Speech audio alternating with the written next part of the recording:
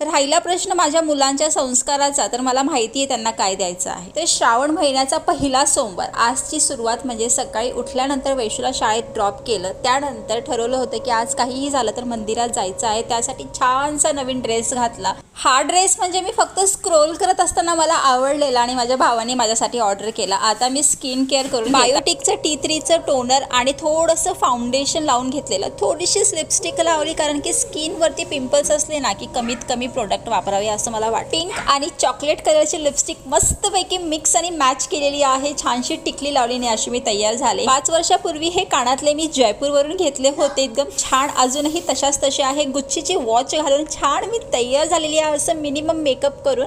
तर हा लुक माझा कसा वाटला नक्की कळवा. आता मी वैशूच्या शाळेत आले, तिला पिकअप केलं. आमच्याच एरियामध्ये असलेलं महादेवाचं मंदिर हे आजच मला कळालं. इतकं शांत वाटलं. पूजा केली, रूममध्ये आले आणि मस्तपैकी दाल खिचडी खाल्ली.